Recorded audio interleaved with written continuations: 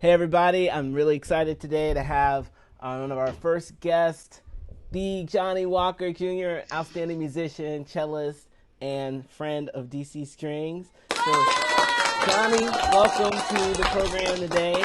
We're hoping to have a series of these throughout this whole COVID-19 pandemic, just to connect with musicians and artists in our community and kind of figure out how everybody's coping with this. So, how are you doing? How have you been? Are you still teaching? Let us know what's going on.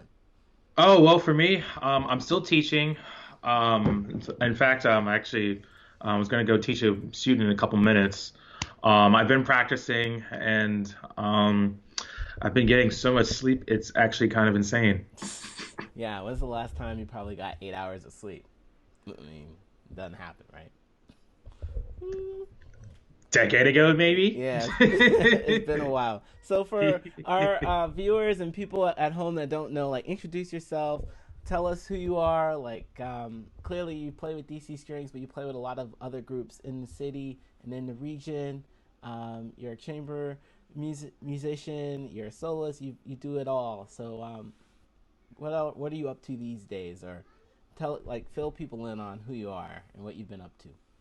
Before the outbreak, um, Before the outbreak. yeah, I mean, we might as well call it like that, kind of like, like the snap from like Marvel.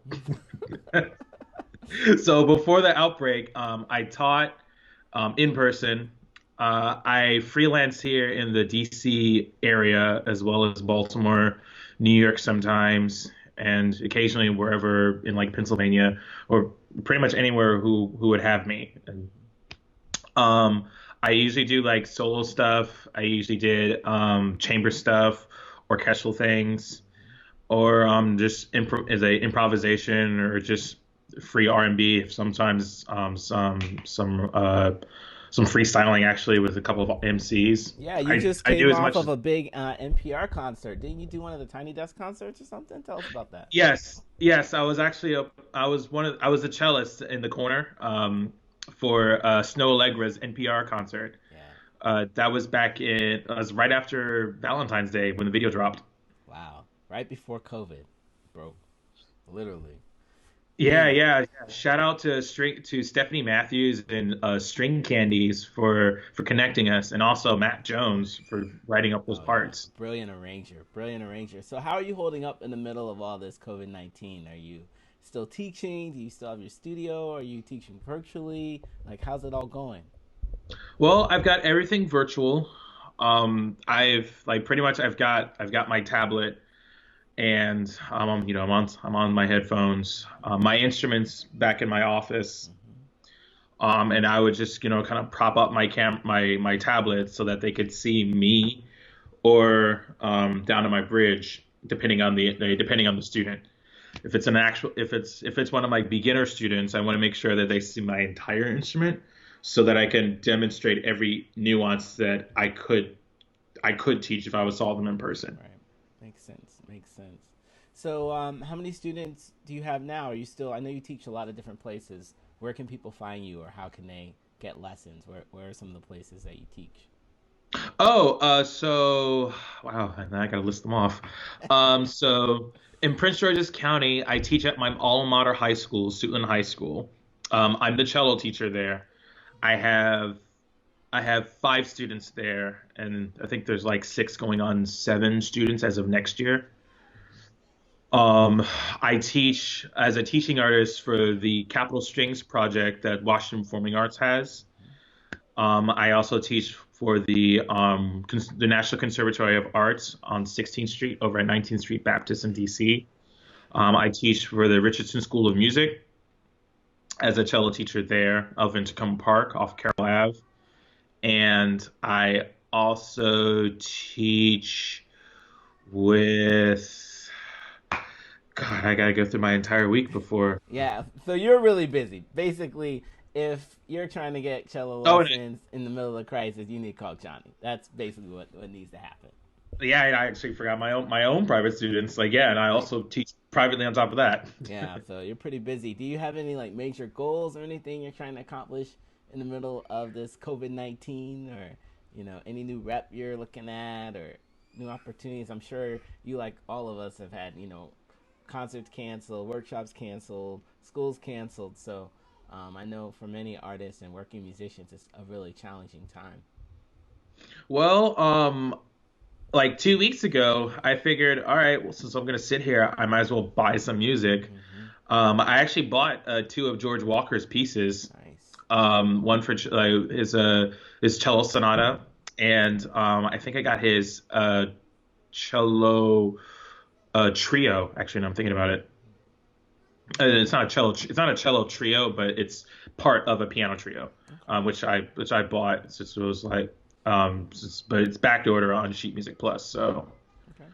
Cool. uh, Good stuff. Do you have any advice to musicians or families, like how to get kids to practice, or maybe as a working musician, are you finding it hard to focus, or are you like watching the news all day, and is it like having an effect on you? Like, how are you coping with all of this and with your goals? um, I try to. I mean, just even within the current political climate, I've been trying to keep my news consumption at a minimum as much as as little as possible, Hmm. mainly because it's overwhelming. Yeah, yeah, yeah. I I mean, mean, it's difficult to even know like what news is true and what news might not be true, or like spin, or what's really happening. So, yeah, I feel right, you on yeah, that. and the amount of research it would take in order to confirm whether or not what you're seeing is true. It's like, oh my God, like an hour down the rabbit hole. Yeah, basically, basically. All right. Well, So, good. so for me, I try, I get some pings every now and then. I practice. Hmm. Mainly, I do fundamentals Scales. I know. I know because you're a big fan with your students of scales and different etudes to really focus on tone and just kind of the whole boho thing that's going on and approach to sound production. But anything else yeah. that you're really working on with your students, or that you think people should focus on with all this extra Um, practice time? well, for my high school students, I charge them now to actually reach out to any potential college professors, Hmm. since they're at home. Right. Why not? I've my high school Get a head they start. just yeah, might as well. I mean, might as well. I mean, for context's Yeah, sake, my high makes school sense. students they're rising juniors. So for this past year, I've been trying to narrow them into what exactly they want to do in music. Hmm. Since I'm since my for my teaching philosophy, I don't necessarily teach music performers in the sense that I'm gonna teach them Bach, Beethoven, Brahms, Hmm. and I want them to go to like Juilliard, Curtis, or Berkeley or something like that Hmm. to be a performer like me. Hmm. Yeah, I mean, Um, but I have seen that you create a lot of different opportunities for them to perform, whether it's in the community or showcase their talents with others. And in high school, you might not always get those chamber music opportunities or those opportunities to collaborate outside of orchestra. So I know that's a big part of what you do. yeah, yeah, because I had some really good experiences here growing up. I mean, I'm from the DMV area. I went through the DC Youth Orchestra program, and when I was there, we had a ton of different playing opportunities. We played at like the DoD, the White House, the Botanical Wow. Gardens, Carter Barron. We played at the Capitol building once. We played at the Smithsonian Zoo several times. Wow. We played down on we played downtown often. We played at different hotels. We were just like I got like me growing up here in this area. I got to actually apply the skill that I was going to school for. Yeah, I mean it's a beautiful So thing, it and so many kids don't get those opportunities nowadays. You can just, I mean, orchestra is amazing.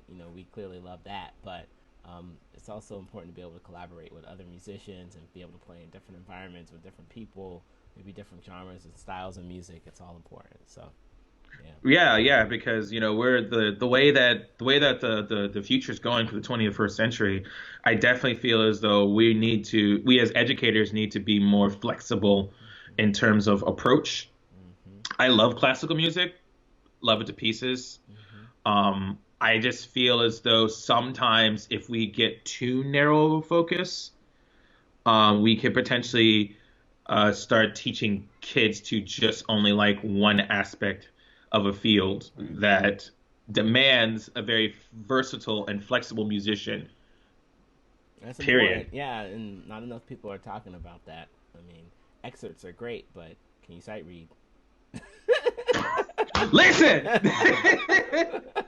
I literally have war stories Uh-oh. of of gigs that I tell my students, like, listen, had Elise Cuffy, she's now Elise Sharp, Hmm. Dina Purdy, Lynn McLean, Gita Ladd, had they not cracked the whip on me and say, listen, Hmm. sight read, practice your sight reading and your It's scales. so I'm telling important. you, it will save your So life and your important. career. So important. It I, takes that one gig my where you God. get that easy piece that you think is so easy, and then you see all those sharps, and you're like, oh, what's going on? So, Was like, oh, this is this is what we're doing today. Oh, hmm, oh, okay. gotta roll with it. All right. hmm Well, do you have any closing thoughts, Johnny, or what are you most looking forward to? When this pandemic is all over, hopefully, lots of orchestra and lots of concerts and events, and people will, support artists and musicians, and we'll just have all these gigs. So we'll be really busy. But what are you looking forward to? I look forward to seeing me apply some different skills. Yeah. I mean, right now I've been kind of doctoring up my website. I mean, I've been putting this off for years, personally, since right after college, I went straight into work, which Hmm. I know a lot of my colleagues, they haven't been as fortunate as to immediately start working in the field that they got their degree in. Hmm. For me, it was walk across the stage and worked. Yeah. So Gigs, kids, schools, performances. Johnny's got it all. So where can people find you, Johnny? Drop your website or your IG or your Twitter and all that stuff, so people can stay tuned and find out what you're up to. well, so far, I mean, I'm on Facebook. You can look up my name. It's Johnny Walker with a Johnnny Walker Jr. You can find me on Facebook. On Twitter, my handle is cello man for life, Lyfe. Shows how much I use Twitter. My IG is Johnny Walker R3D, all one word. And pretty soon on my website, I'll have to stay tuned, since most of my domain name has been taken up because of the nature of my name. Yeah, yeah, I get it. Well, I'm Andrew Lee. I'm the artistic director at DC Strings Workshop. Thanks for coming out today, Johnny. I'll post this on YouTube and Facebook, and I'll link to the comments below with all these other links of Johnny and things that he's done. But stay safe out there, and thanks for being with us today. Thanks. Stay safe.